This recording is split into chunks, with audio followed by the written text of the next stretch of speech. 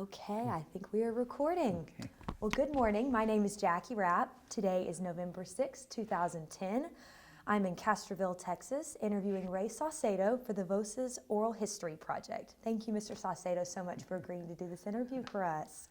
And please know if there are any topics you don't want to talk about, just let me know. We won't go there. And if there's something that you really do want to discuss and I haven't tapped into it, just holler, let me know. Absolutely say exactly. We want to hear everything you have to say. And if at any point you need to stop and go get a drink of water or use the restroom, that's absolutely perfect. Just let us know. And as we said earlier, as Dr. Maggie said earlier, your interview will be housed in the Nettie Lee Benson Library at the University of Texas at Austin campus. So here we go. Let's begin. Tell me about your childhood. What was day-to-day like for Ray as a kid? I grew up as a migrant worker. My father came to this country from Mexico. My mother was born in Texas, but had no education. Neither one. My mother and my father, no education. They spoke no English. My dad spoke a little bit, just enough to get by, but so having no education and coming from a large family, we were 12 brothers and one sister. It was like, for him, for the family, the best thing to do was to go work in the fields. So every year we'd pack up the truck and sometime right after Easter, we would take off. We'd go to Michigan, Ohio. I think we went to Kentucky, Missouri. We'd go all over. Wherever work was, we would go. We would pick tomatoes, cherries, strawberries, blueberries, cleaning fields. Cleaning fields is where we would start. From there, we would go to Michigan and work strawberries, pick strawberries, and after the strawberry season, then started the cherries. After the cherries, we'd go to Ohio and pick tomatoes. By then, it was sometime after mid-October, and we'd come back home to Texas. Now, did y'all have to rent a Greyhound bus to get all 12 of the siblings, or the 13 siblings, Actually, I guess? we had a pickup truck, and my dad made a camper out of wood. And we would all get in there. The bottom part of the pickup, because he'd put like a floor, it was a camper type thing, and it was like the bottom part of the pickup, we would load all our dishes and whatever, we would take to dishes, blankets, things that we needed. And on the top part, that's where we would sit. Actually, we were like one right next to the other. And it was a long drive because back then they didn't have freeways and stuff. So it would take us about, we were about 3 days on the road, going to Michigan. It was a long drive. It was. Now, where was home? Where did you originate to go to all these different states? From San Antonio. From San Antonio. From Now, was San that where you were born? Yes. You were born in Yes. San Antonio. And are you the oldest, youngest, middle? No, I'm kind of like number 8, somewhere around there. Number 8 in the ranks? Yeah, and yes. then you said you had one sister. Was she the One baby? sister. She was the second. She was the second from the youngest. Okay. She was the second from the youngest. Actually, I had two other sisters, but one died at the age of 15, and one, she was the oldest, and she died at the age of 15, and the youngest was 4 months when she died. So we were really 15 in the family originally, supposed to be. But, and now, when did you say that they moved from Mexico, your parents? My dad left Mexico when he was about 15. He his mother died, I believe, in a car accident, and his father couldn't really take care of him. It was him and his sister, so they were left with an uncle, and he lived in Mexico, actually working the fields for the uncle, and it wasn't a very good relationship. The uncle wasn't too happy to have them there. Of course, so they weren't treated very well. I mean, they weren't really. This is from what I've gathered through the years, going back to Mexico to visit relatives, and my aunt's family still lives in Mexico. She's passed away since, but my father and his uncle were, I mean, it was kind of a bad relationship. He would work him real hard and always getting after him and stuff. So when my aunt, who was I think a couple years older than my dad, she got married. So they had a wedding, which my uncle, from what I understand, was okay with, because now she was going to have a husband, somebody. Yeah, so the way I understand the story is they had the wedding, but my dad wasn't allowed to attend. He was taking care of the animals out in the field.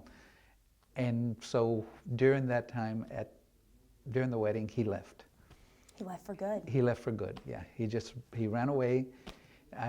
It took him a couple weeks to get to the border, and he crossed the border. He crossed illegally, and at 15, he came to Texas.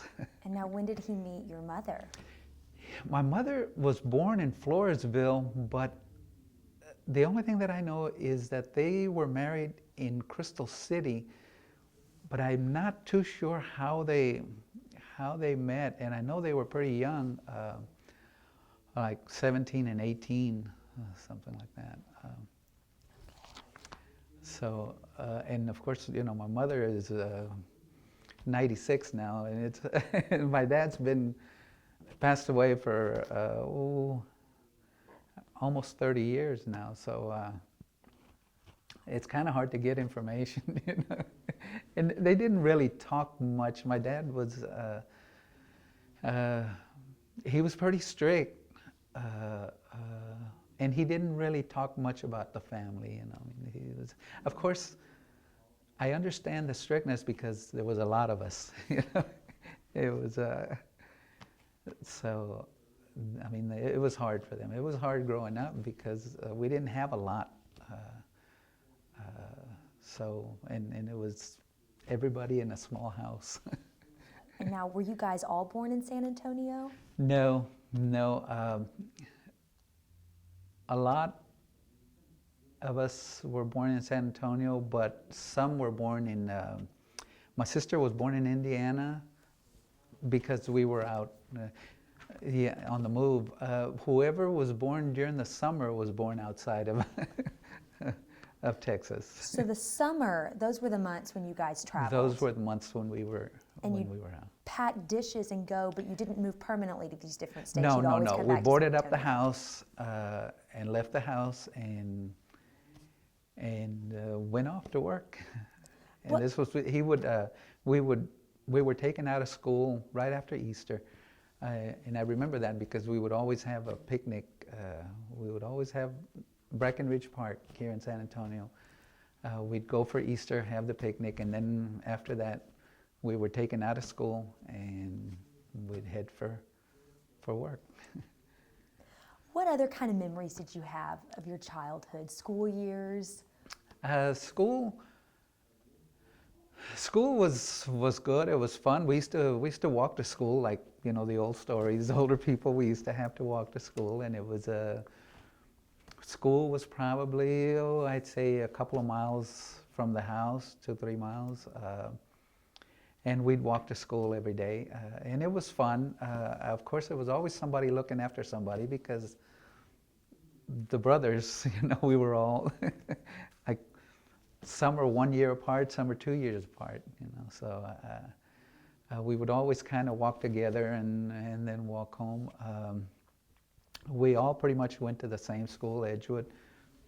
Elementary and junior high were right next to each other.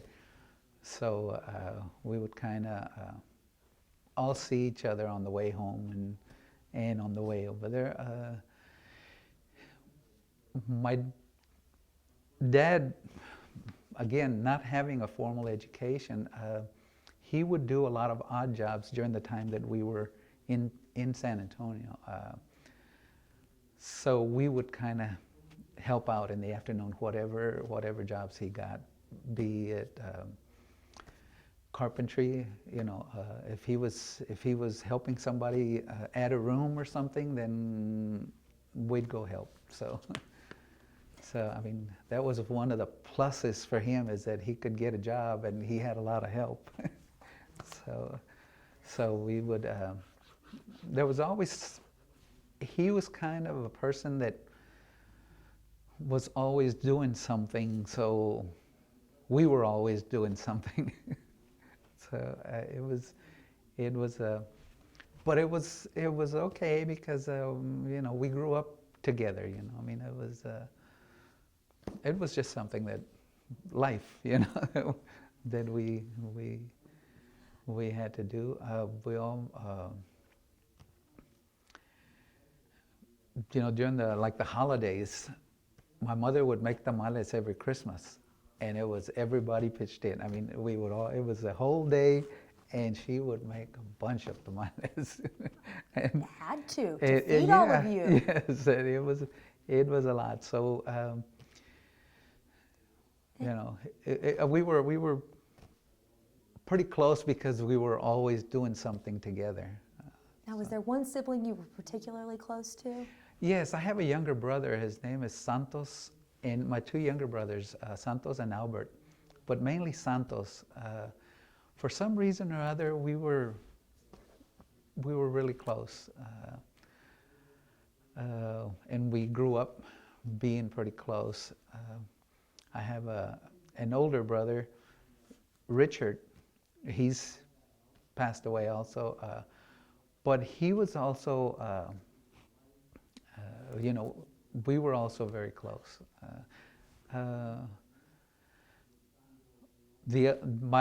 My older brothers and my younger brothers, we've always been close, but these were the two that were kind of like. I have another brother, Ignacio. We call him Nacho. He's the one that I kind of used to hang around with during like middle school. He was a little bit older, but we used to always, I mean, I'd go with him everywhere to you know, parties, or we'd hang around a lot. So I kind of hung around with the guys, with his friends, and they were always a little bit older than me, but for some reason or other, they kind of took me in, and you know, we just. Now, you said that your parents spoke very little English. Yes. How did you learn how to speak English? It was very hard. When I went to school, when I started school, I knew no English. It was just Spanish that I knew. It was very, very difficult.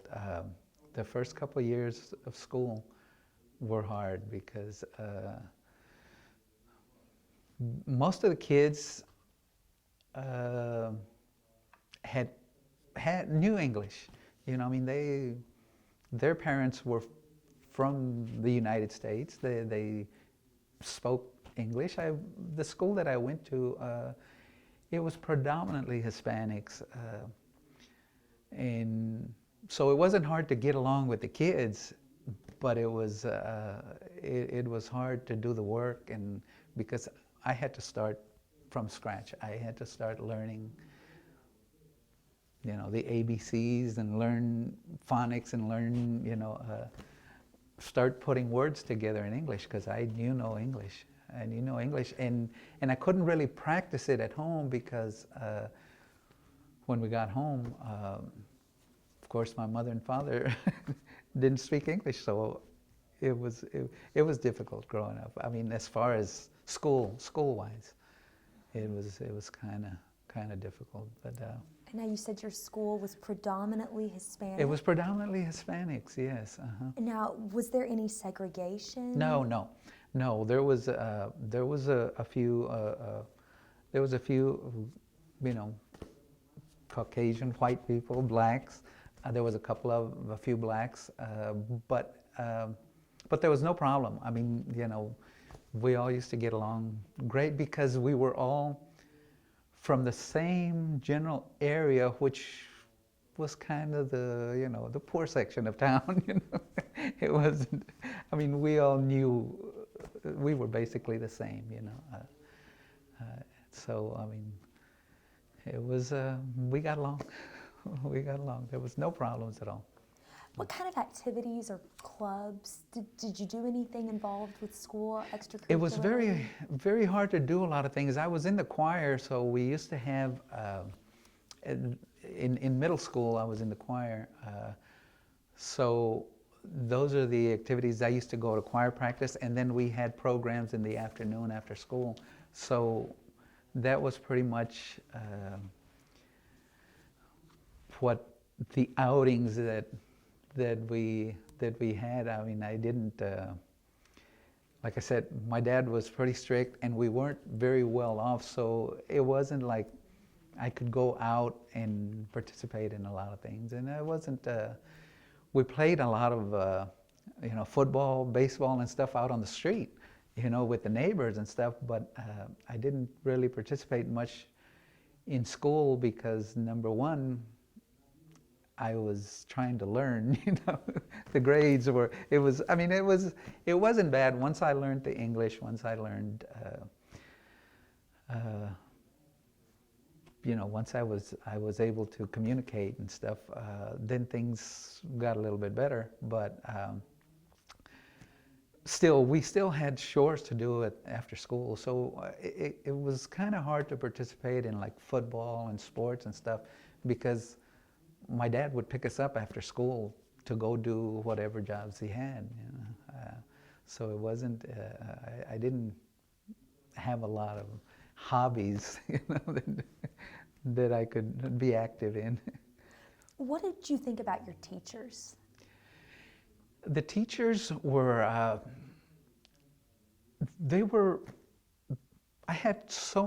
I'm blessed because I had so many teachers that would go out of their way to help. I mean, they were great back then. Of course, it was a different time in school because they had more leniency. I mean, you know, if you did something wrong, you'd get a paddling in front of the class. You know, it wasn't like today.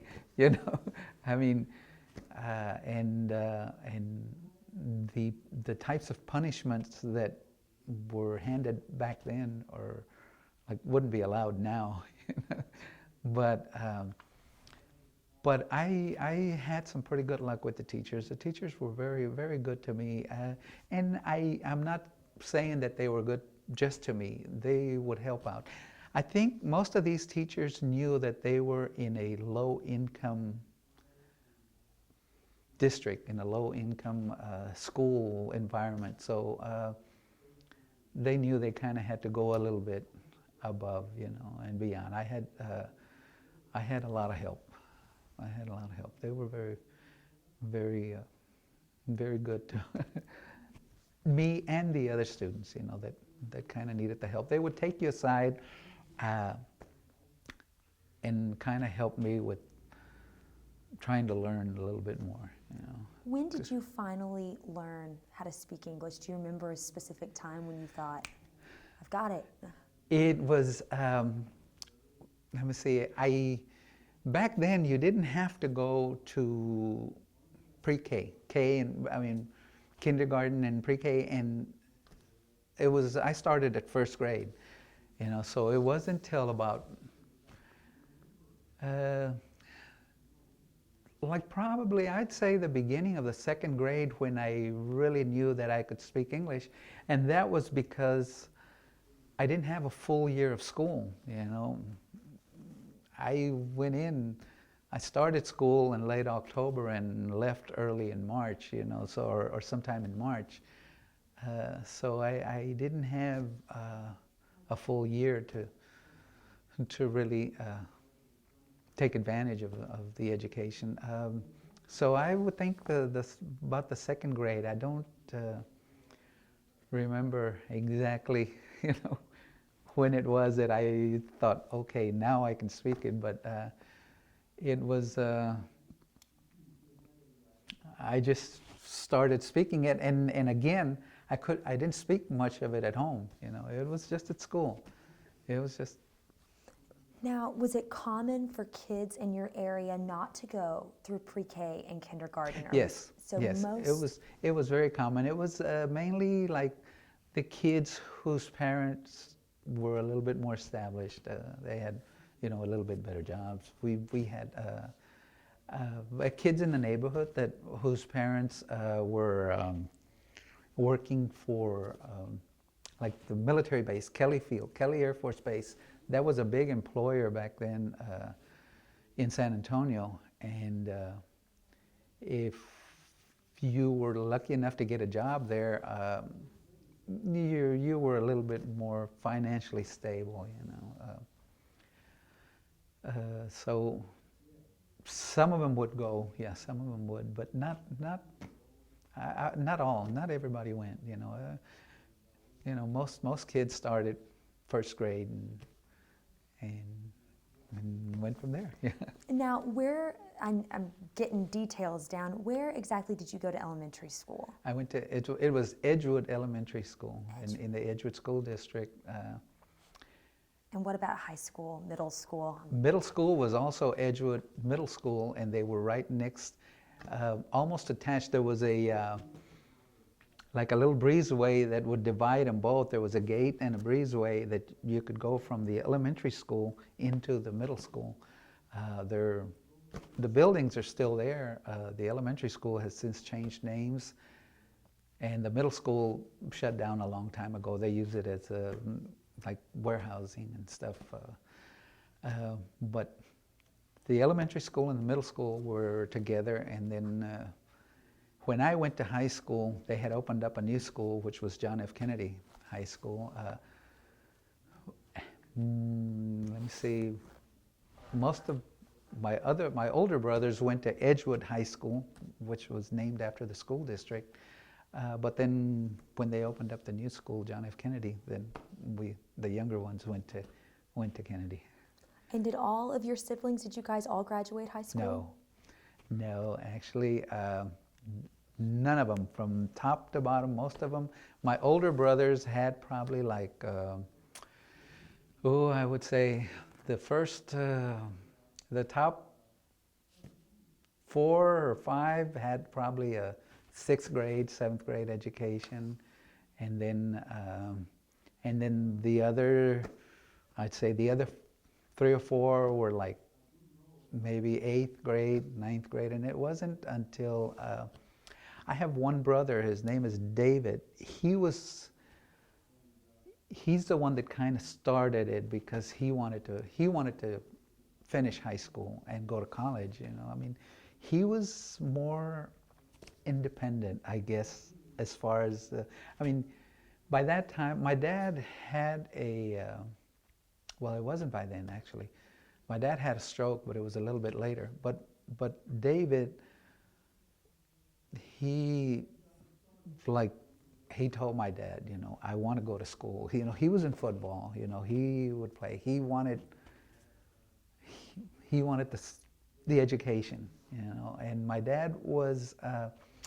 He wasn't the type to deny you the education, but back in those days, he was of the mentality, I guess, that, you know, you can get a job without an education. You know, I mean, you know, you can work, and it wasn't. You have to go to school and you have to graduate. It was more like either you go to school or you go to work. You know? And when David decided that he wanted to go to school, he wanted to go to college, that kind of opened the door for the rest. And now, which brother was he? He was, let me see, it's myself, and then I have Val, Nacho, and then David. So. And now, did you graduate high school? When I was in high school, I was in the 10th grade, my dad had a stroke. Actually, he had a stroke when I was in the at the end of the 6th grade. He had a stroke and was unable to work anymore. He was paralyzed. He lost his voice and he was paralyzed the right side. So at the time that I was in high school, we were really struggling. It was really hard because by then we couldn't go to do migrant work anymore because we lost our driver, the head of the family. I mean, we couldn't take him on the road. So my mother decided, after he had the stroke, she decided we're not going anymore. So it was very hard financially. So when I was in the 10th grade, I talked to my mother and I told her that I was going to go to work. And so I did. I went to work and I'm helping out the family. My older brothers, actually by then, David was already married. The one right next to him, Nacho, he was married. And the other one, Val, he was a senior. I know, he couldn't drop out. I mean, not as a senior, right? So then it was me, so I went ahead and dropped out, and I went to work, and I helped out. And then Val, of course, he was a senior, but he was already in the Navy Reserves. He joined the Naval Reserves. So we kind of pretty much knew that after he graduated, he was going to leave, because that's the way it was set up. So when he graduated, he married and he went into he left for active duty. So I kind of, I was 16 and I went to work. I went to work at a nursing home. It was a nursing home. I was like an orderly, just, helping clean up and stuff. So I helped the family, that was, and I did that for, I worked at the nursing home for, about a year, and then I went and got another job at a manufacturing place. At the same time? No, after. But I did, when I got the other job at the manufacturing place, because it had more hours, it had a lot of overtime at the time, and the pay was a little bit better. And I was a little bit older then, I was like 17 and a half, and back then, 17 and a half, you were kind of an adult, it was, you could pretty much, when I worked, when my dad got sick, in the summer of I think it was the 6th grade, after the summer, I worked in a construction company. I had to get my dad to sign a release. That was hard work. That was hard work. During that summer, it was kind of, it was a job and it paid very well. I was making probably like $40 a week, which was back then, it was grown up. Yeah, it was grown up pay. I was making the same thing as the older gentleman that used to work there, taking home pretty good money for the summer, but it was hard. It was hard. We would do, it was Joe P. Martinez Construction. That's the name of the place, and it was close to the house. And I used to go over there in the morning. They used to, I'd have somebody, I'd either walk over there or somebody would take me and drop me off in the morning. And like a grown-up, you pack a lunch, you go to work, and we'd load up in these big dump trucks, and we'd take off to wherever the construction site. It was what they did was They did all sorts of construction, minor construction, but mainly they were building foundations for houses. So it was like, they didn't have machinery back then. I mean, they had one machine that would dig the trenches, but then we would have to build the form, and that meant, filling up sandbags, dirt bags full of sand, and stacking them up, putting them up the right size, making sure that the beams were there, and doing the whole foundation for houses. And you were in the 6th grade doing this? Actually, it was the summer of the 6th grade. It was the summer of the 6th grade. So you worked pretty much on and off from 6th grade?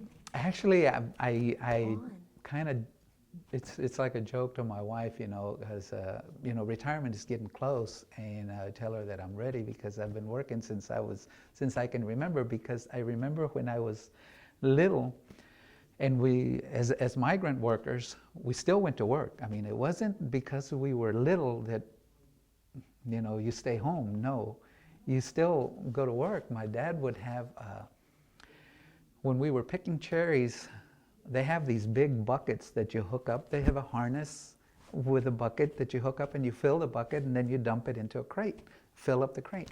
Well, my dad would have little buckets, like the kind that you use now for sand, kids that play in the sand. Well, we would have little buckets, and we'd use the same harness.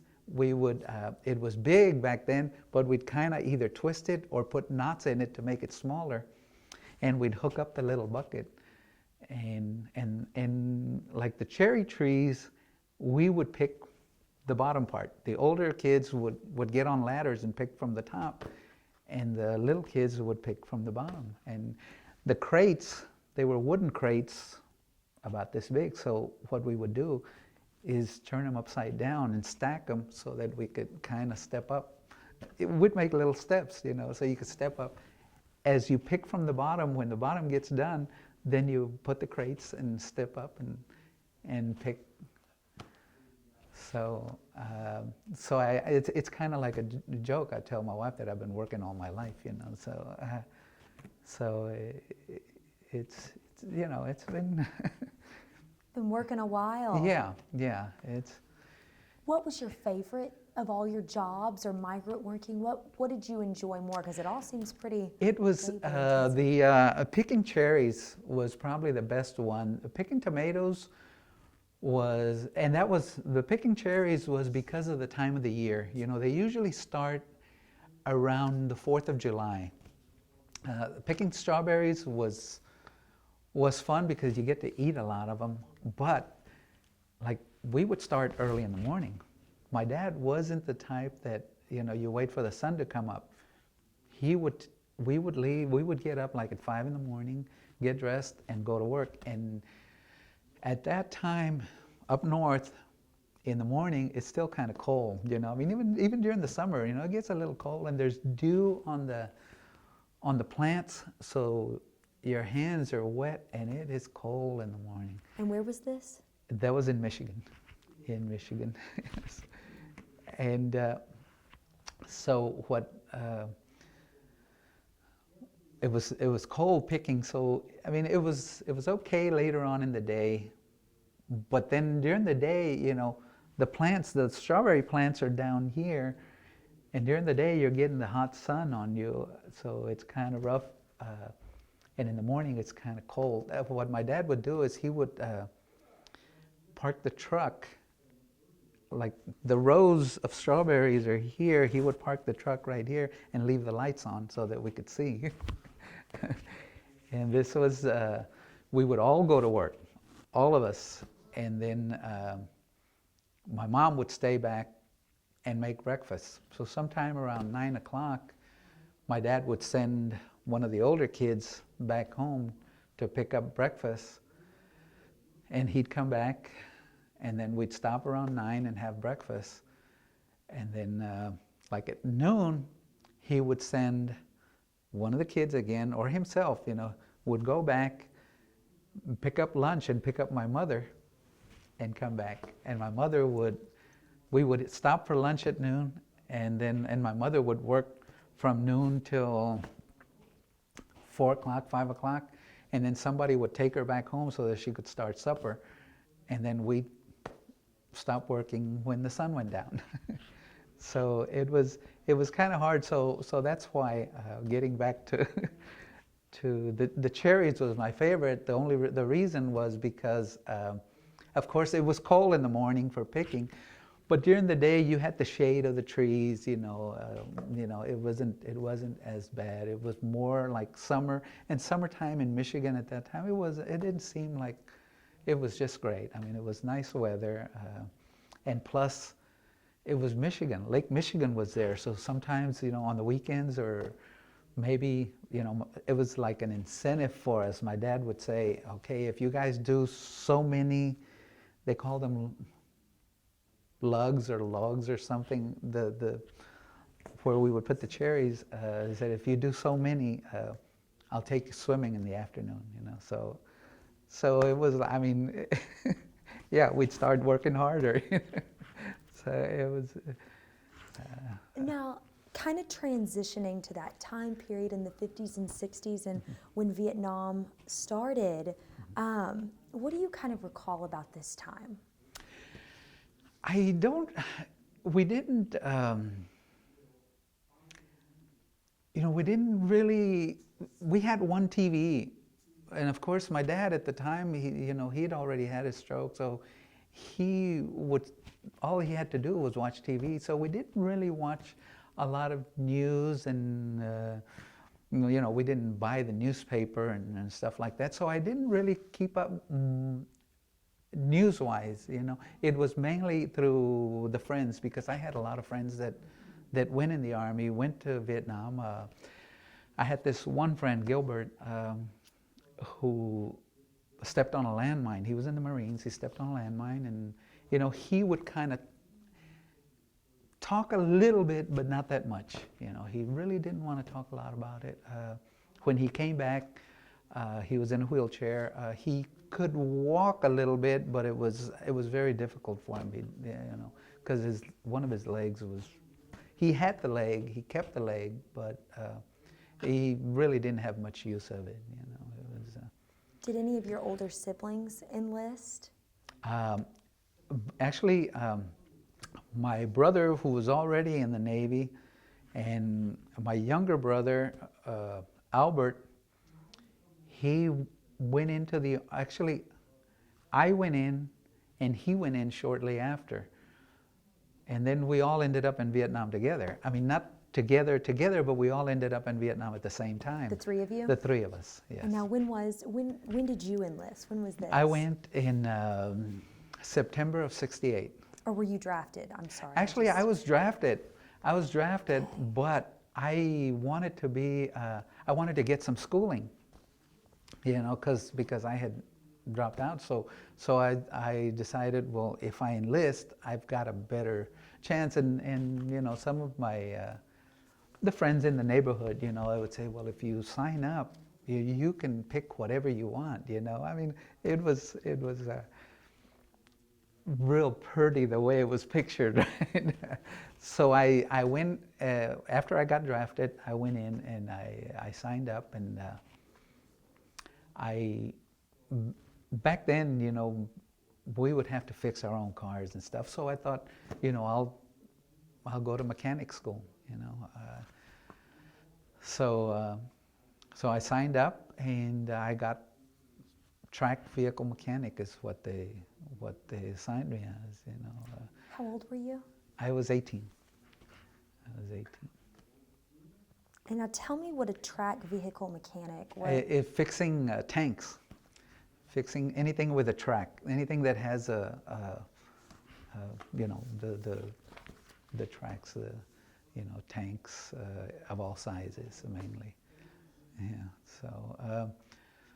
So that's what I did. I went to Fort Bliss, El Paso, for basic training, and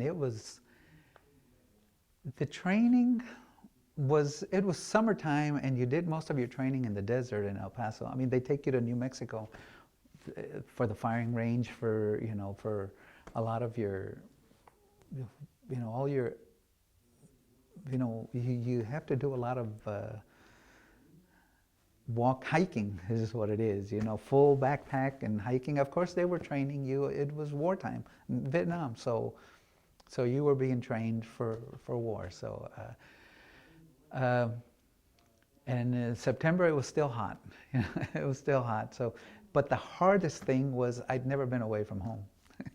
You know, I had never been away from home, and it was hard being away from home. And back then, you know, we had a telephone, but you couldn't really call home a lot because the long distance calls were expensive. It was, I mean, it was expensive to call home. So it was like, you're gone, you know. That's it. And gone without your family for this Gone first without time. the family. And another thing that kind of was a little bit, I mean, I didn't mind it at the time, but when you go in, when you first you fill out all your paperwork, well, they said if you have dependents at home, you can do an allotment.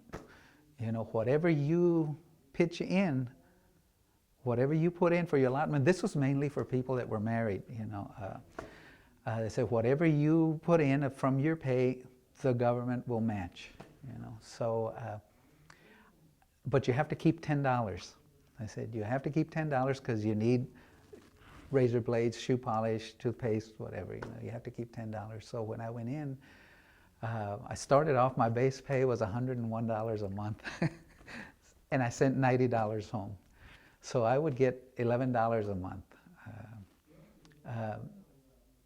So I sent 90, the government matched that with 90, so my family was getting 180 a month. And that really helped out at home, you know. It really helped. It was kind of rough. I mean, it was, what made it rough was that, you know, the other guys, we were, in basic training, you don't get to do much but train. But after, like halfway through your training, then they start giving you weekend passes.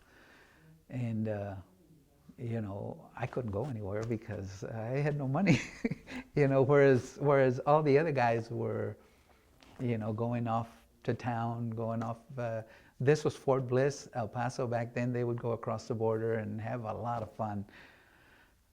But, you know, what I did was, some of these guys had like KP, guard duty and stuff like that, and they would pay me to do it, you know, so whoever needed, didn't want to pull their duty on the weekend, you know, I was always there, you know. And now, would you keep that extra money? Or would that you was send that was extra money because it wasn't much. They'd give me like $10, $5, whatever they could, you know. I mean, the going rate back then was like $10, you know. So I would, you know, I would make, you know, a little bit extra. So. Did you make a lot of friends at Fort Bliss? Do you have any fond memories? Yeah, I had. There was a few guys that you hang around with. I don't know too much about how the training is now. You know, I know that things have changed a lot, but back then, in '68, it was the training was. I mean, the drill instructors were very hard. I mean, it was like. I mean, they would come up to you. They could push you. They could. I mean, they'd shove you down to the ground, and I mean, it wasn't. I mean, I don't think that now.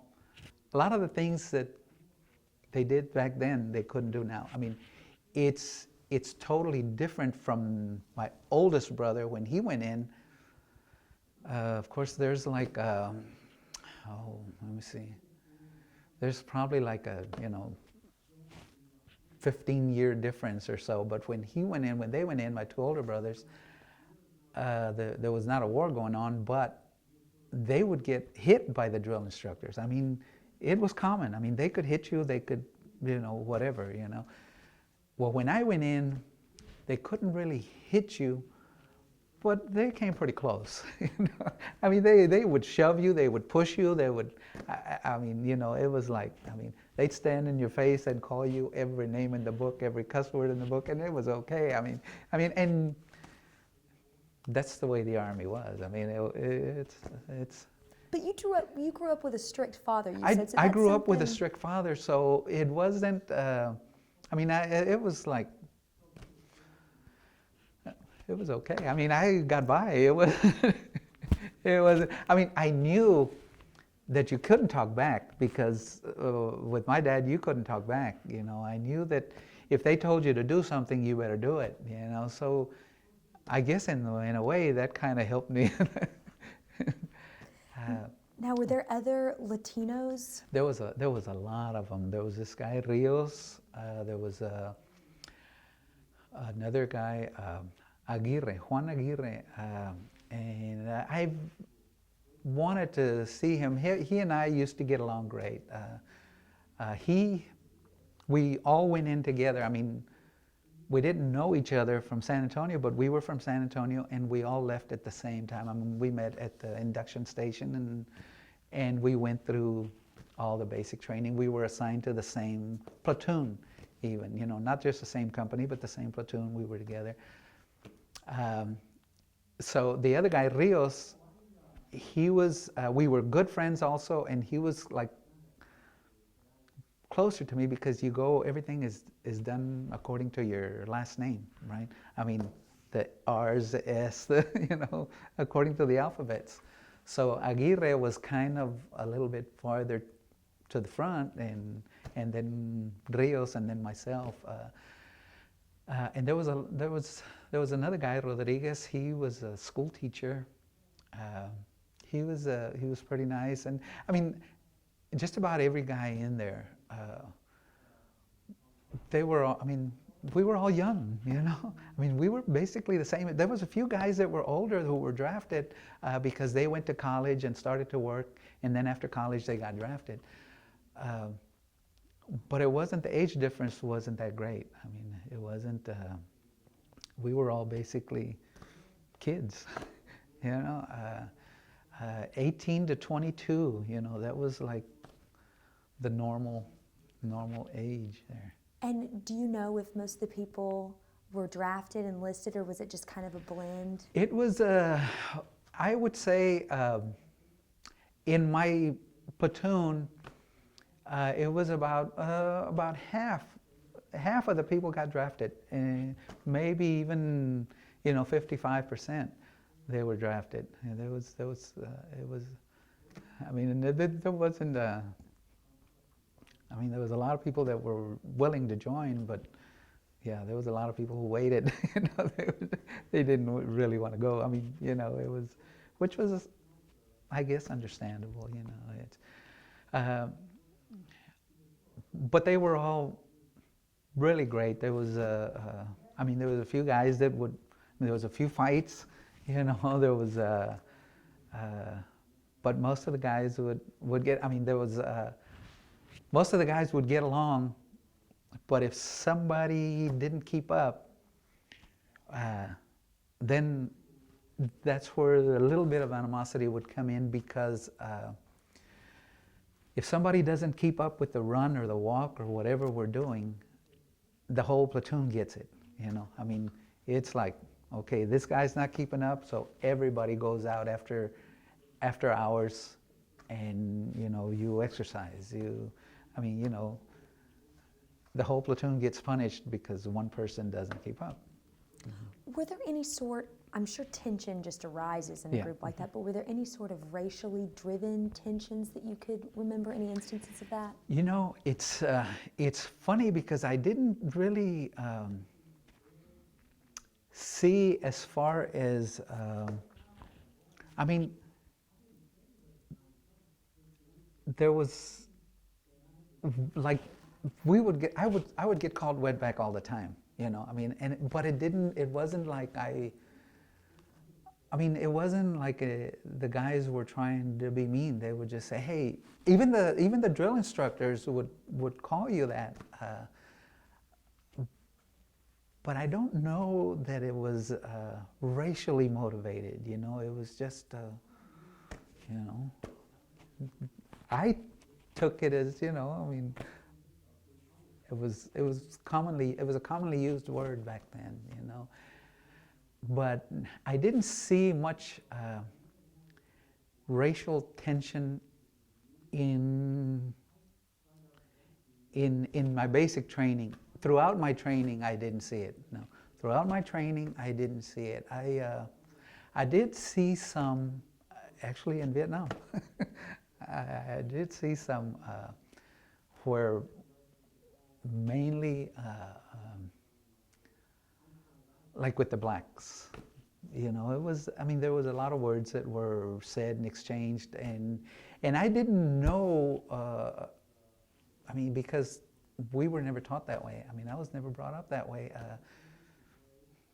Actually, I was Hispanic. I was a Mexican. I mean, you know, how much lower can you go, right? I mean, it was, so it wasn't, I mean, we were Hispanic, we were poor, we were, I mean, it was like, so I never really believed in inequality or anything. I mean, I guess back then, in the back of my mind, I mean, I never believed that I would be an executive. I never thought that I would, I mean, it just didn't happen, you know. I mean, there wasn't too many. But that's the way I grew up. It wasn't like something that, I mean, it was a, like, not a shock, because I had, you know, heard, or, you know, throughout my years, I mean, I wasn't like, you know, you know how the world runs a little bit, you think you do. But there was no, as far as racial that I can think of, I mean, I know a lot more now than I did back then, and as I look back, I don't think there was a lot of racial tension in training. Because in training, we were nothing. I mean, you know, you're recruits. I mean, everybody was being talked down to. So That makes sense. so I didn't really see much. Perfect. Well, we're going to change this tape Okay. out. All right. If I can find it. Evolved through the years, you know. I love it. Okay, so continuing on, tape 2, Ray Saucedo.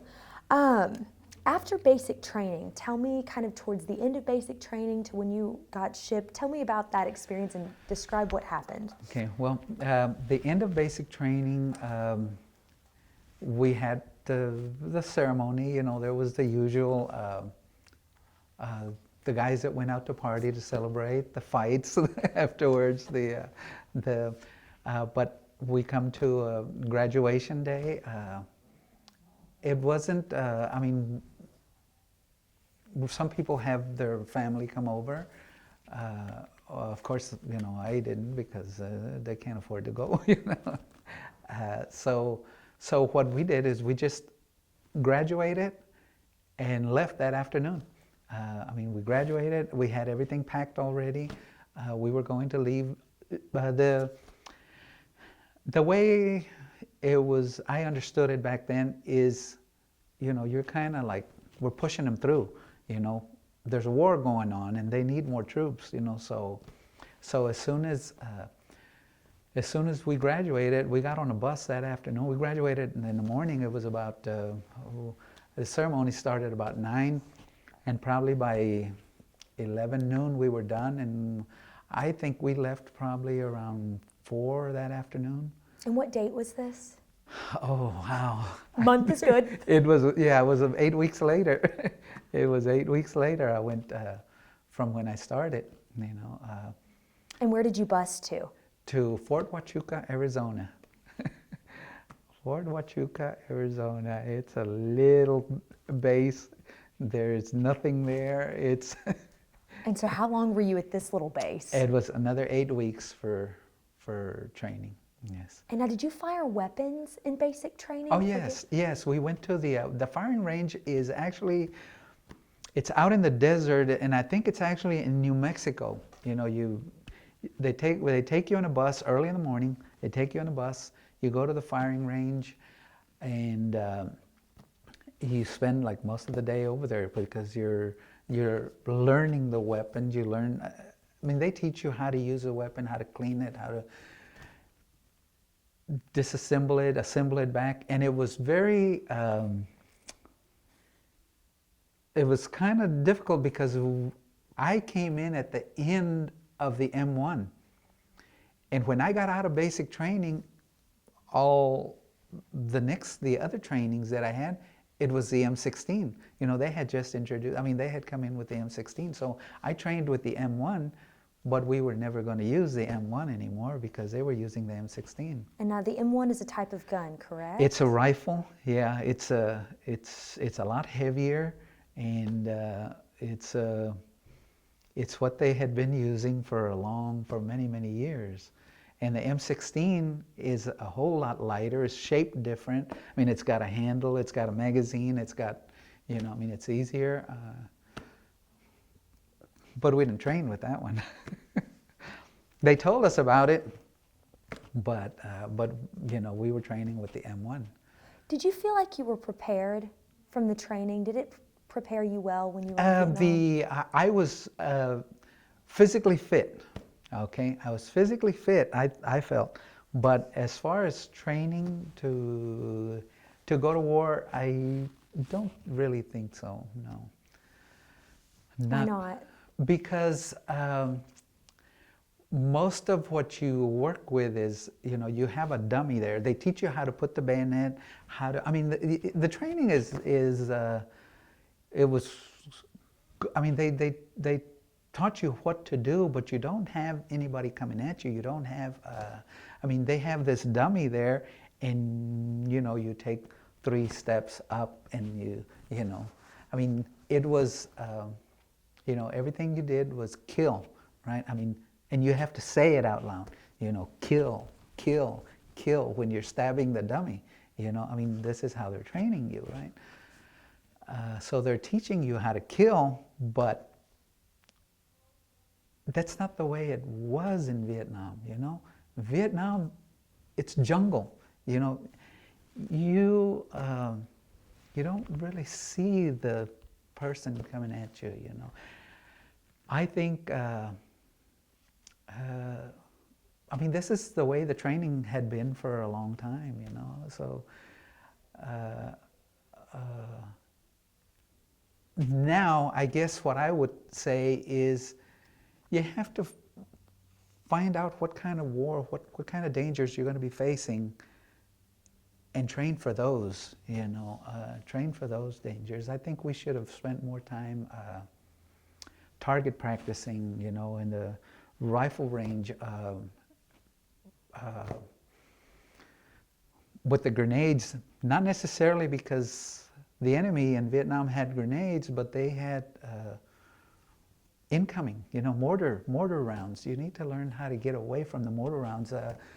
You need to learn how to get away from the mines. You know, those are the things that were being used in Vietnam. You know, you step on a mine, you get hit by shrapnel from incoming mortars. You get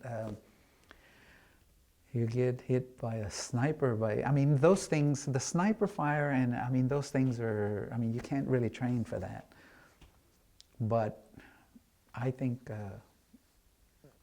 there could have been better training. I mean, for that particular danger that you were going to face, and it wasn't. I mean, the training. I was physically fit. Okay, I was physically fit because I could run. I had the endurance after the training, and of course, you know, they teach you that the mentality is to kill. You know, they teach you to kill.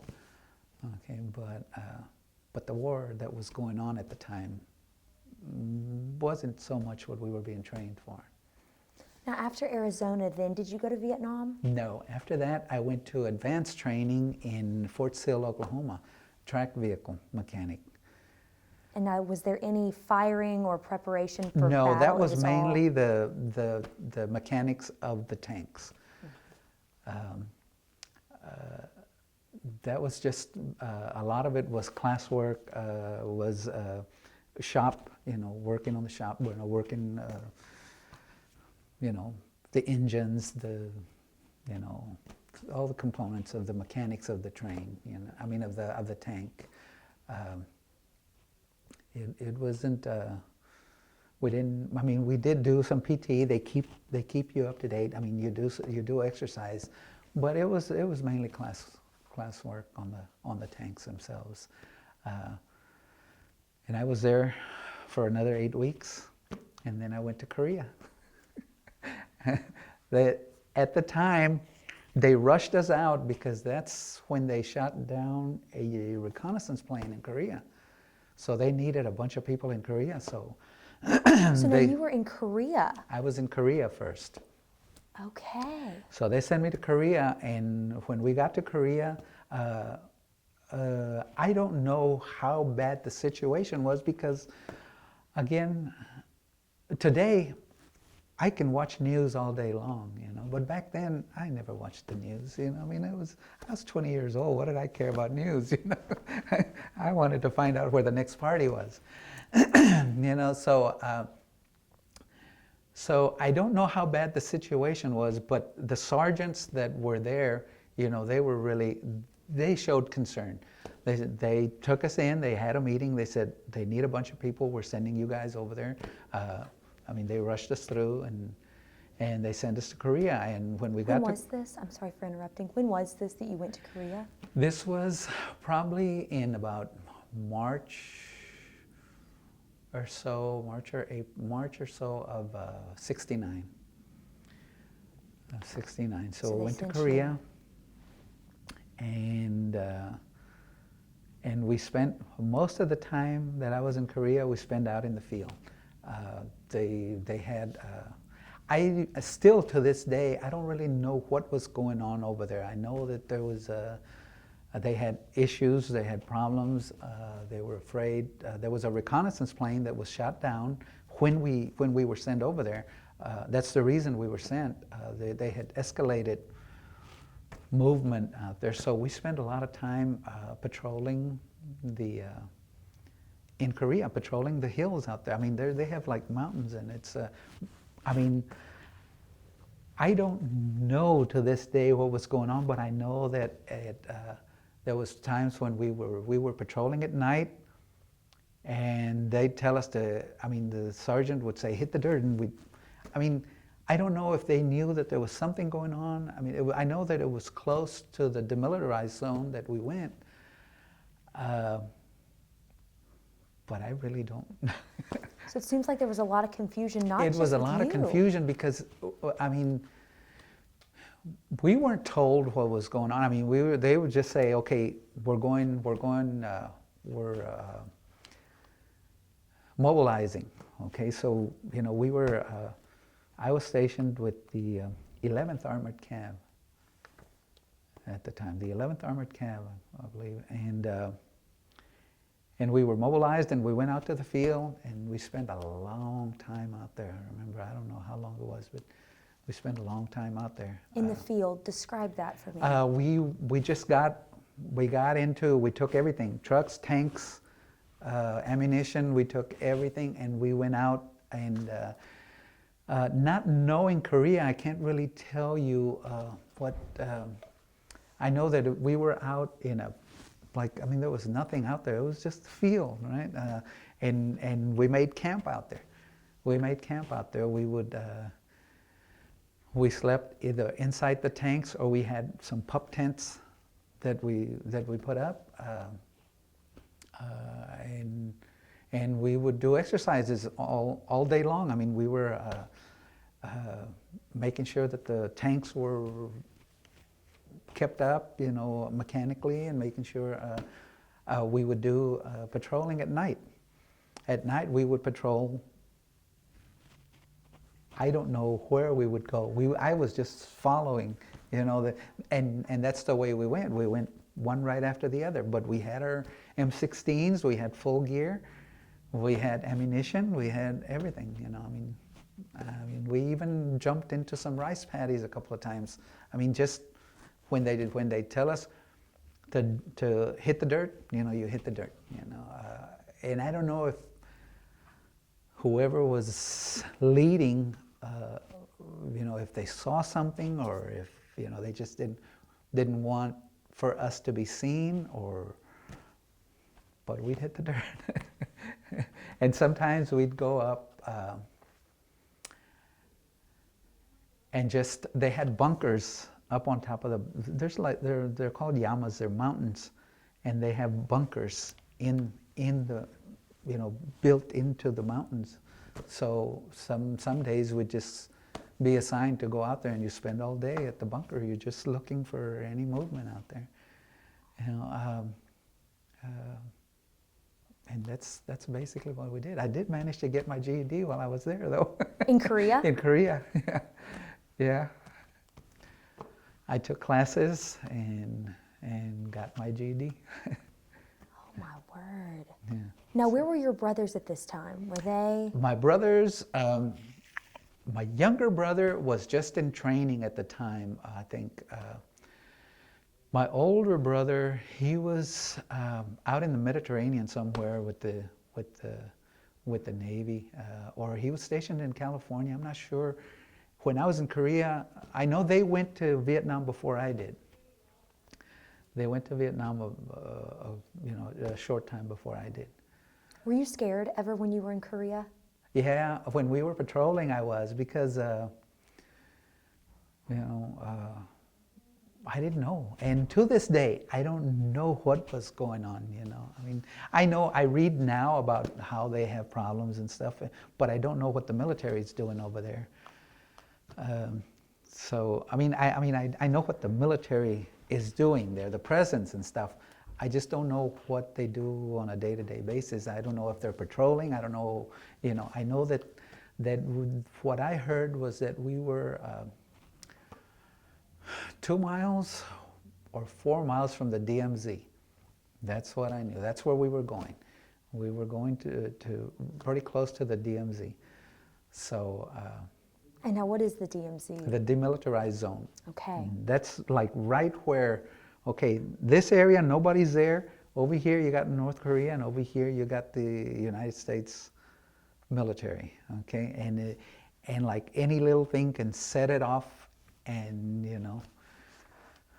So if a war starts, this is where it's going to start, okay? This is where one is going to invade the other, I know that we had a camp. We had like they call it Constantine wire, which is like barbed wire. It's very sharp. When we were setting it up, it was. You get cuts all the time because they come in rolls, and you have to like extend it, and they're huge rolls, and it's all sharp wire. If you try to cross it, you're going to get cut really bad. You're not, and you can't jump it because you have one here and you have one there, and then a little bit farther down you have another row, which is all the way around the camp. So, and then, you have openings for you to drive out and drive in, and because of course we get resupplied with food and whatever. But that's what we had, and sometimes you pull guard along the wire. What you're doing is you're walking, and there's another guy walking, and you meet and you turn back, and then you meet the other guy and you turn back, and you're patrolling inside the wire. You're patrolling the camp. You're securing the camp is what you're doing. So now, how did you move from Korea to your next spot? I was. And when was that? That was like in, probably October or so. I got my orders to go to... Of 69 or? Yeah, of 69. Okay. Of 69. I got my orders to go to Vietnam. And was that a surprise? No, because my brothers were there, so I had kind of requested. So I went home. I went home on leave, and then I went to Vietnam. So tell me about that. When you first got to Vietnam, what was it like? I went to Okinawa first. We flew into Okinawa because you take training first. They give you what they call Vietnam training. You get to Okinawa and you spend a week there, and they're just kind of briefing you. You know, they're telling you what to expect when you get over there, what you need to do, I mean, it's just you get there, you get to shoot the M16, you get to, they tell you, I mean, you know, they brief you on everything. If you get caught, if you get, you know, whatever, you know, I mean, everything. If you become a prisoner of war, this is what you say. This is the only thing you can say. If you get lost, you know, I mean, you try to listen for, you know, don't necessarily go with the American voice, because they have North Vietnamese who can speak fluently, and you will think that you found, you know, somebody in American, and it might not be. These are things that they, you know, they're just briefing you, you know. Did you ever have to use these tips that they gave you? Were you ever captured? No, I was pretty lucky. You know, my training was a mechanic, right? That's what I went to school for. That's what I enlisted to be a mechanic. So I thought, I'm going to go over there. I'm going to be at the motor pool. You know, I'm going to be fixing, you know, I'm going to be fixing tanks. I'm going to be fixing trucks, jeeps, whatever. Mainly tanks, because that was my training. So when I went to Vietnam, we had our, you know, then you leave Okinawa, you go to Vietnam, and you have an orientation there, you know, and then they send you to whatever unit you're going to. So What unit were you in? I was with the 7th Armored Cab.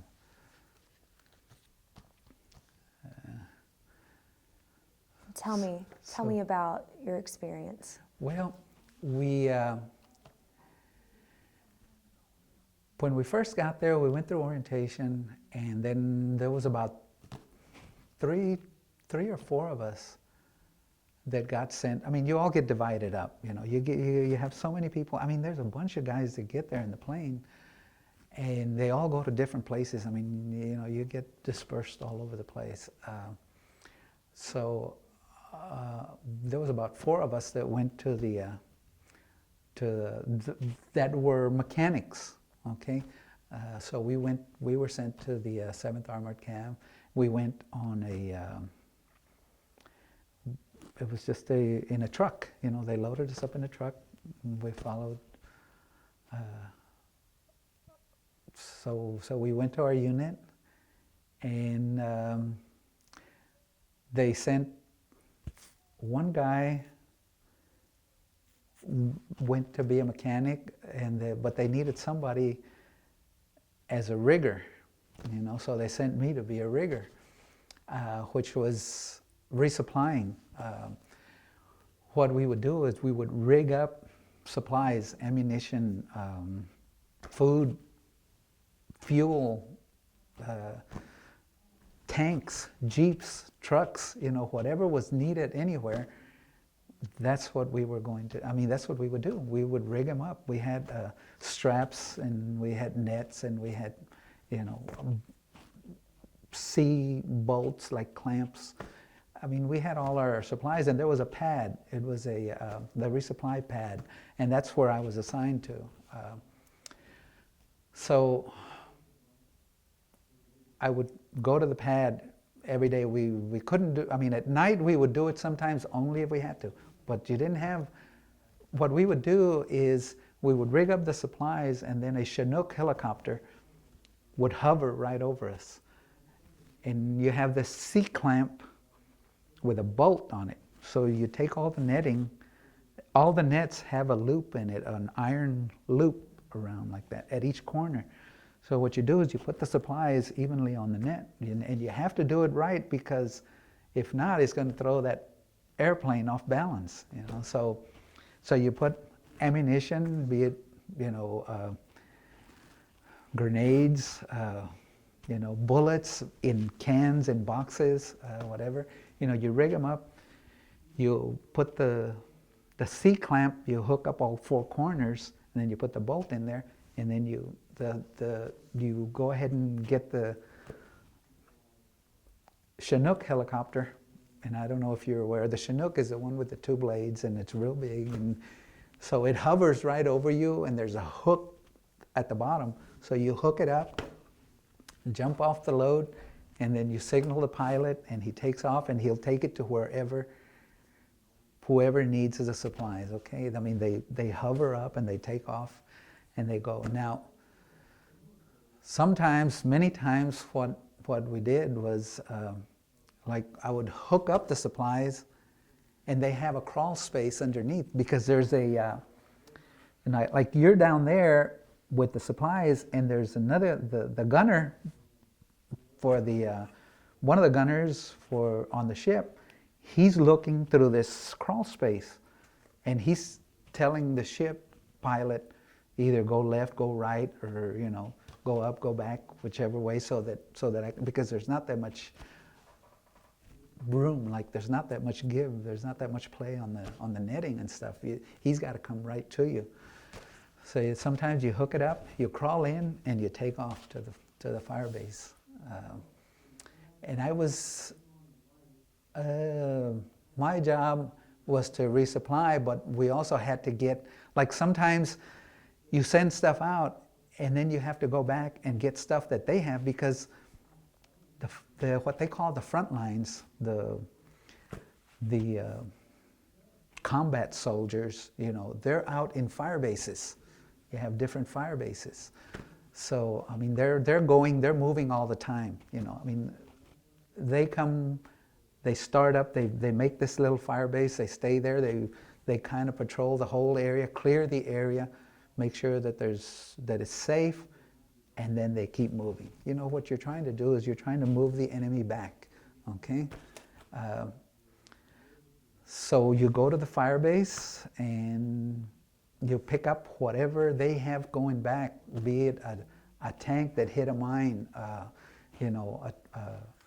if they have trucks, or if they have, some whatever that needs to come back. Sometimes it's the bladders is what they call them. They're big, giant rubber bladders, and they're pretty heavy, so we rig them up, and you take them, you send them back, and they get refilled with water, fuel, whatever's needed, gasoline, whatever is needed. So we would, you pick up whatever you have. The only thing is that when you go over there, the helicopter, we call them birds over there, the bird leaves. They're not going to wait for you, okay? So what you do is you wait till the next time the bird comes back. So you wait over there, I mean, you're not in one place, I mean, this is your base. Quan Loy was my base, okay? I worked out of Quan Loy. The pad, I was a rigger, but I didn't spend all my time there in Quan Loy, I would go over there, pick up whatever I needed, come back, then spend days, there, and whenever I needed to go out again, then I'd go out again. So it sounds like you were better informed and there was better communication as to what you were doing. We needed to know, because we kind of needed to know where everybody was going. We needed to know where our supplies was, because you need your rigging equipment so that you can resupply. I mean, you don't want somebody in a fire base that's under fire, and you can't get ammunition to them because you don't have your supplies, You don't have your netting, you don't have your straps, you don't have anything. So yes, it was a lot better communicated back then, and it was better communicated because, well, of course, because you need to know, but a lot of the people that I dealt with were NCOs. They were like a sergeant, I mean, it wasn't... like Korea, it seems. It wasn't like Korea. Like, okay, only the company commander knows, and only a few people know, but you don't let the enlisted people know, I mean, all they need to know is they need to go on patrol, do you think that is? Now that I look back, to some point I can understand, because if you panic, see, you're at the DMZ, okay? You're at the DMZ. A shot gets fired. These people are not going to know. I mean, either way that it goes, they're not going to know where it came from or what the automatic thing is to start firing back. And you don't want to start something that, I mean, you want to prevent a war from starting, and it's very easy to start when you, like the way I see it now at the DMZ, it's not hard. It doesn't take much to get something started. I mean, somebody just needs to see somebody over there and think, oh, well, he's pointing his rifle, or somebody misfire a shot and they think they're attacking us, you know, so we attack back. So maybe that's why it was, in Vietnam, it was, you know, you shoot, you shoot first, ask questions later, you know. But in Korea, you don't want to start an international incident. You don't want to start something that, so I guess the reason that they didn't tell us was because of panic, you know. I mean, you know, somebody slips, somebody drops a gun and it fires, other people will panic, you know. They think, oh, well, we're, you know. So that's, I mean, that's just my thinking, you know. That's now, you know, I don't know. Did you ever experience any shooting? Was there a time where a close call became an actual skirmish? Or In Korea? either. Oh, in Korea, no. In Korea, no. In Vietnam, yes, I did. Tell me about that. Well, we had incoming where at the pad where I was at, you know, we would get incoming because we had, in Quan Loy, we had, of course, the helicopter pad that would resupply, and we also had like a small airstrip because we needed to get the supplies in to resupply the forward units. So, of course, they were always trying to blow up the airstrip and of course, the pad, because if you blow up the pad, you stop the resupply, you know. So we were, we would get incoming into there, which means that, you know, you hear, they have sirens, they had sirens there. So you hear the siren go off, you signal the pilot to go, you know, and then you head for the bunker.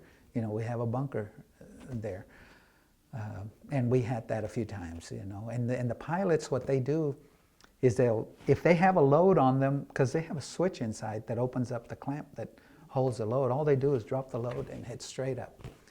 I mean, they just go up. They don't, when they're loading and stuff, all they're doing is hovering, you know. So that's why you have to be ready for them, you know. You have to be, because when they come in, only if they have somebody inside the Chinook that they have to land, you know, then they'll land. But most of the time they're hovering, because if there's incoming, they need to be able to take off. Were you ever scared? I was scared a lot. I was scared a lot.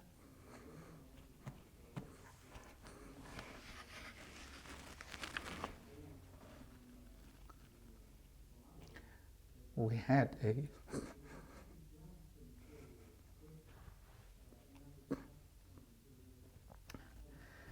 a helicopter, one of them, that we loaded a load on, and it took off, and it was going, and I don't know if it was engine trouble or what happened.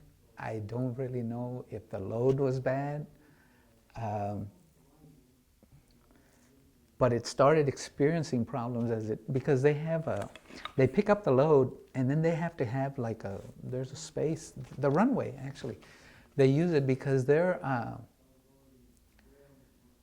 mean, they can't just, it's a heavy load, you know, so they can't just up and go. You know, they have to kind of get a running start and then take up speed and go. Well, this one, something happened to it.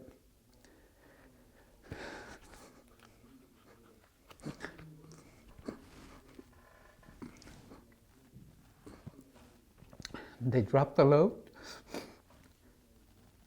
The helicopter hovered for a little while, and then it flipped over and exploded. I don't know, nobody really told us. We asked, what, was it us? Did we mess up the load? It just, it was all like, we're looking at it, and it was like in slow motion. The helicopter was right there hovering, and we thought, okay, he's okay. And then all of a sudden, it just flipped over. There was papers and stuff that flew out, and it just exploded. And the 4 people that were in there died. And they sent somebody. We saw them bring them back. I don't know what. I don't know. Yeah. Those things, I'm sure, just happened.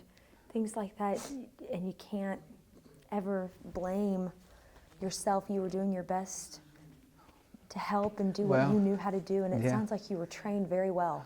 Well, I don't know if it was mechanical or what it was, but Did you have friends? Did you know the people on the helicopter? They were, I didn't know them. I knew, because it was mainly the same people that would come and go, and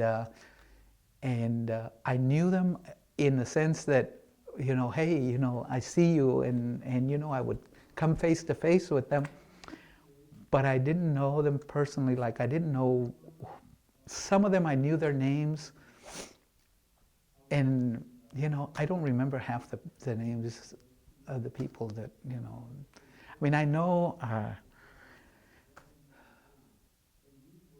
when orientation, when we first went in there, we were waiting for the truck to take us to our units when we first got to Vietnam, and there was a sergeant there, and he was kind of just, it was just a bull session, he was talking to us, and he said, he told us, he said, one thing I want to tell you guys, he says, is don't make any friends. He said, don't make friends, because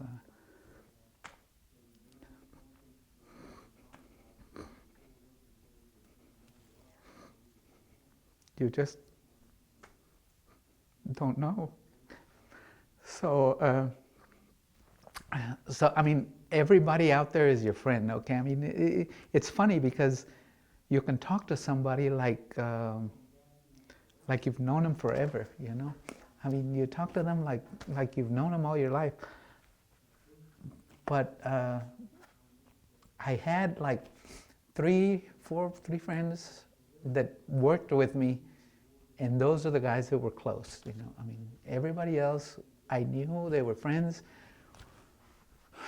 but I didn't know too much about them, I didn't know too much about them. The same with these guys. The pilots, they knew who I was, I knew who they were, I know which pilot is coming. I know, like, numbers, it's this guy's going to, over here, over there, but I didn't know their names, I wasn't, But you were all in the same boat. They were, so. yeah. So that was one incident. Another one, we were, I had gone to a fire base to take supplies and bring back some other supplies. I think it was a tank that we were going to bring back. I'm not sure what we were going to bring back, but we had made a trip, because when I went, I would stay with the unit and help out in whatever way. I didn't just stay there. I work over here, I'm a rigger, so I just came for my supplies, so I'm just going to wait for the next. It didn't work that way. When you get there, you help out with whatever is needed. So we went on a water run, which is what we do is we take a tank, and it's like 3, 4, 5 tanks, and because you need to have a lot of security patrol. And one of those tanks has like a generator, a cleaning. What it is this cleaning. We went to the river, and you start siphoning water out of the river. It goes through the cleaning filtering system, and it fills up in the other tank that has a big tanker, has a big like a.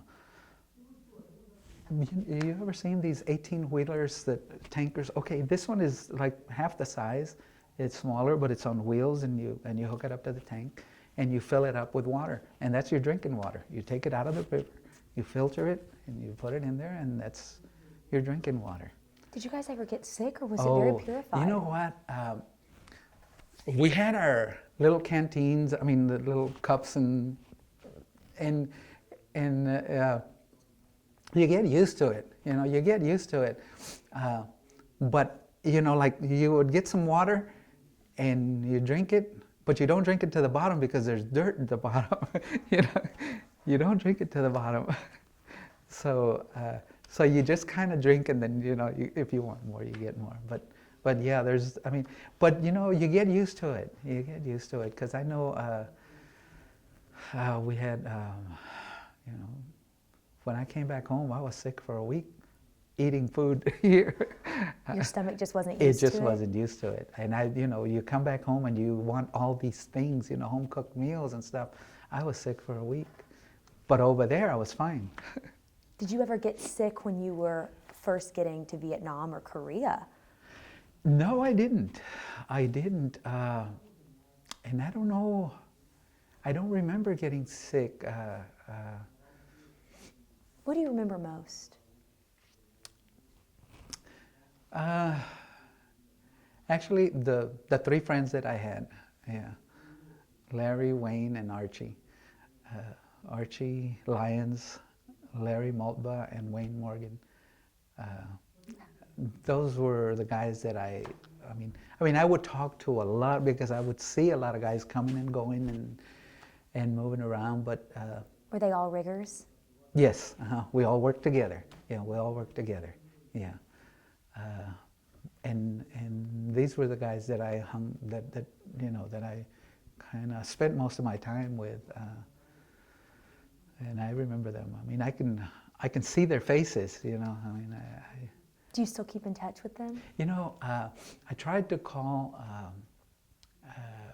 Larry one time, but he got divorced. And I talked to his wife, and I think she thought I must have been a bill collector or something, because every time that I asked for Larry, she'd either hang up or say no, you know. He's not, but they were divorced. So, and I found this out because I talked to Wayne Morgan. Wayne is the one that I talked to one time, because my wife looked up, I don't know how she found his name online. I think he's registered with one of the, because I get letters from the 7th Cav, you know, to sign up as a member and stuff. And I think he must be registered with something, because my wife found him on the internet, you know. So we sent him an email, and then he called me. Sent him an email with my phone number, and he called me, and I've got his number, and I've talked to him a couple times since. And then he told me that he had talked to Archie, but had kind of lost touch with him, and he had talked to Larry, but Larry had gotten a divorce, and he had lost touch with him too. So the only one that I've talked to is Wayne. Yeah. And, can you think of any fond memories, a specific instance with you guys? Oh, we used to.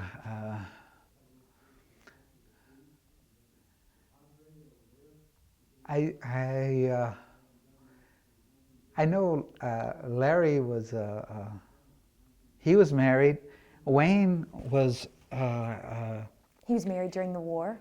Larry was married, yeah, when he was over there. So he would write to his wife a lot, and I used to always mess with him. I used to always ask him, so how's your wife doing? You know, did she send me any pictures? You know how guys talk. You know? And he'd always get upset, you know, cuss me out. I mean, he wouldn't get upset, but he would cuss me out, you know, just jokingly.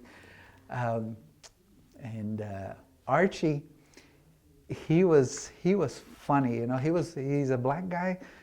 He was always joking, and I mean, he had a good sense of humor, and I wish I could get a hold of him. And Wayne, he was like the kid, you know. He was younger. He wanted to save up and buy a car, but it wasn't much. We would, you don't have a lot of time to talk because you're busy from daylight to sundown. I mean, you know, you're like, you got flights coming in and going, and then like I'd leave, they'd leave, you know, whatever. So you only talk in between times, but it was great. What I was telling you was this other time that I went to go pick up something. We made the trip to go get water. We came back, and we were kind of just hanging around, waiting to see what we were going to do next. And then there was sniper fire, and I hear that you hear a bullet zing. It's like a zing. It just, you hear it, and everybody ducks. And I remember the sound. You know, you hear it right. I mean, it's just zing. You know. So we dug down, but it was a sniper fire, and the captain called in air support, and they blew up that countryside. I mean, we got air support really quick. There was helicopters, Hueys, that were flying, that came from out of nowhere. I mean, they're like, before that, you know, the sky was clear. There was nothing, no movement out there. And then as soon as we got that sniper fire, it's like these choppers came in from all over the place. I mean, they were shooting, because they can see from up high. So I don't know where the sniper was, but there's no way that he could have survived. And then we had an airplane that came in and started dropping bombs, and they're like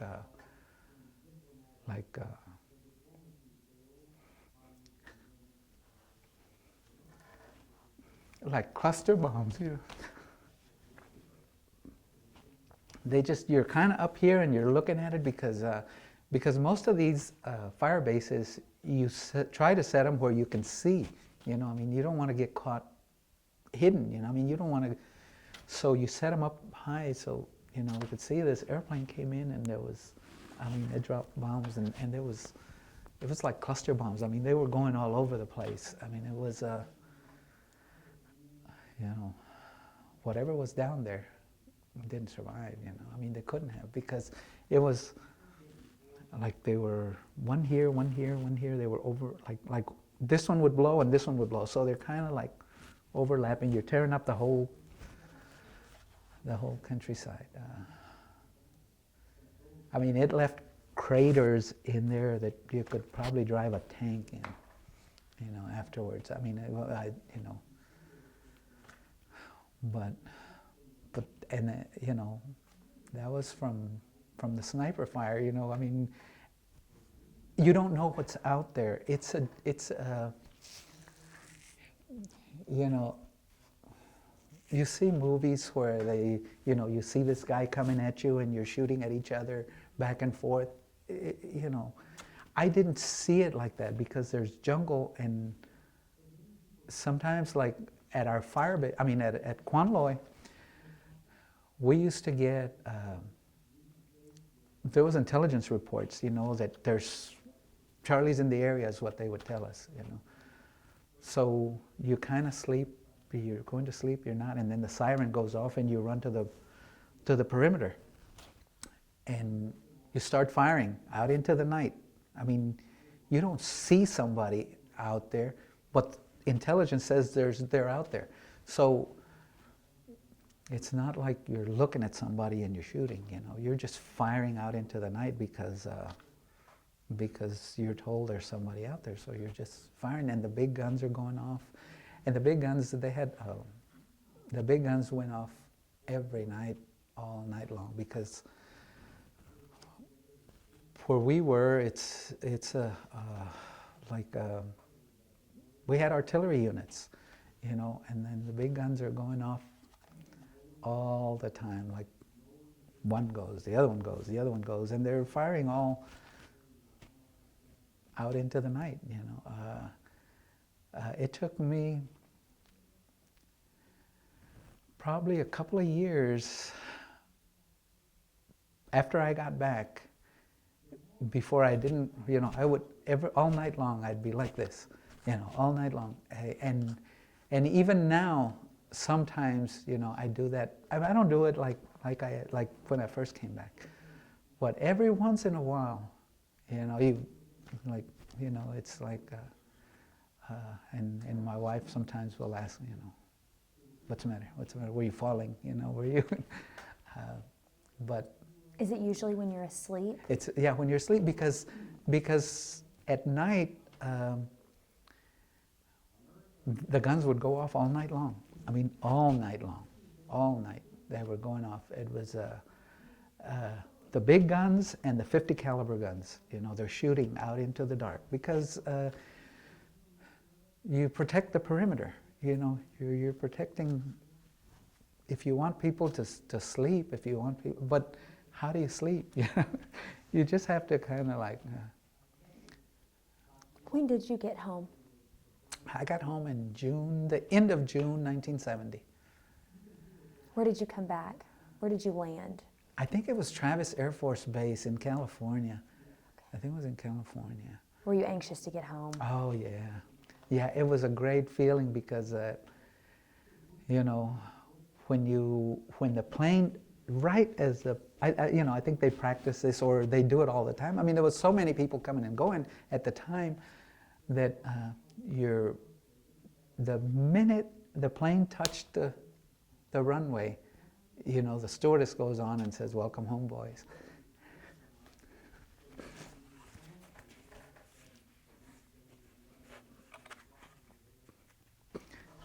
It was a good feeling.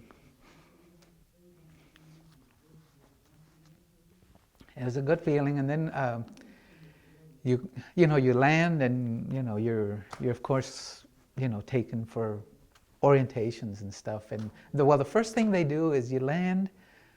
They give you a place to put your stuff, and then they give you a steak dinner. It was really nice. It was really, it was nice to be back home. What was your favorite part? I think the landing, because when you land, everybody yells. I mean, everybody's happy. Everybody in the plane, they're just like, it was like when somebody makes a touchdown at your favorite game. Everybody just screams. They're clapping, they're yelling, their hats are going. That was kind of nice. It was. Now, I know we've read that the climate at home was pretty politically heated about Vietnam. How did you feel that? It was, you go through your exit interviews, your exit orientation, your stuff, and then you go to the airport. You're bused. Everybody's going their own separate ways. Well, I went to the airport, and back then they had standby flights for military. You wait for a standby flight, and it's not like, you get released right now. Like right now, you say, okay, I want to fly to California, so you find out when the flight is, and you're there 2 hours before and stuff. Well, back then it was when you're done, you're taken to the airport, and then you got to wait for the next flight. I sometimes during my travels in the military, I would wait overnight at the airport. You sleep overnight and then you wait for your flight the next day. Well, when I left, I went, and the flight was like in 9 hours, I think. The next flight going home was like 9 hours. So I'm not sure if it was LA or San Francisco. So, anyway, I went to the airport, we're dropped off, and you go find out about your flight. You find out that it's 9 hours from now. So you're walking around, you're walking around. So I went outside the airport, I was walking around, and these two guys were passing by.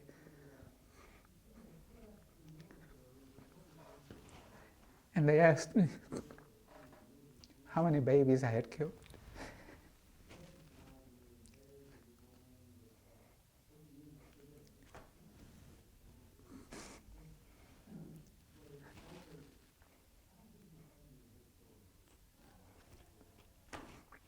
What do you say?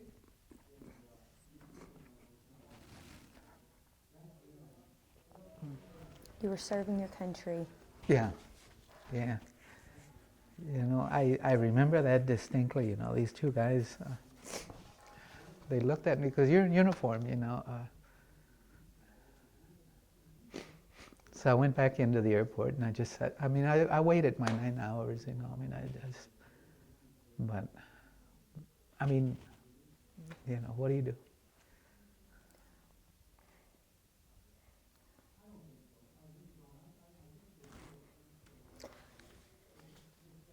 How do you think the war changed you as a person? I think I care more about life, you know. You know, I try to, you know, I try to do things that are more positive. You know, I know that I don't do enough, okay? I mean, I know that, but I try to, like, life is short, you know? I mean, and I think that, you know, you can accomplish a lot of things and you don't have to be, I mean, I've done more than I think that I would have had I not gone, you know. You know, you know, not that I'm a great person, not that I'm a good person, but I help out with like Meals on Wheels, you know. I help out with, I've done the Santa Claus, Elf Louise. I've done, you know, I try to help out when I can, who I can. You just learn to appreciate things a little bit more, and I'm a lot more sensitive. I mean, you know, you know, when I came back, I was kind of a loner, you know, and it's still to this point, I don't like, I don't go out as much as some people do, you know. I mean, I like to, you know, I mean, I don't think life is a party, you know. I mean, back before then, you know, it was like, when's the next party? When's the next party, you know? And now it's more, you know, I try to, I don't know, you try to, I guess, I would like, you know, after I'm gone, for someone to say, well, you know, he was a good person, you know. We're nearing the end of the tape. Is there anything else you'd like to add?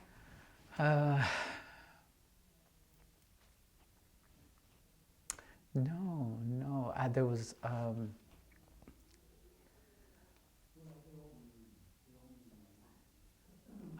no, I don't know. I mean, there was a lot of, I don't know how the war is now, but back then I remember there was a lot of, like, the war produced a lot of alcoholics, a lot of drug addicts, you know, and I saw this a lot out there. I mean, these guys would constantly drink, and it was provided, you know, I mean, it was like... By the government? Oh yeah, we used to ship, like, shipping out, you ship, I mean, a lot of these shipments that we made were like cases and cases of beer. They would get beer all the time. Beer, I mean, and I don't know how a lot of these guys got their drugs, but they got them out there, you know. And I don't know how the officers and people in charge, I don't know how they didn't know that it was going on, because, you know, if somebody's smoking pot here, you can smell it across the camp, you know. So it just, it was, it was a lot of guys that I know. That one of the guys that went with me, he was an alcoholic. Like halfway through the tour there, the guy was a drunk. Like I mean, he would drink hot beer, cold beer, because they would bring us. They would bring us blocks of ice. You send ice to the troops, and mainly what they do is grab the can and roll it on the ice, to make it cold right away. So I don't know. I wish there had been. There's a lot of programs that the VA is offering now. I wish that they had been available back then. I wish they had been available back then. Because there was nobody to talk to. When you came back, there was nobody to talk to, and the ones that wanted to talk to you, like your friends and stuff, they just wanted to know, stuff that you didn't want to talk about, So it was. Mr. Saucedo, thank you so much.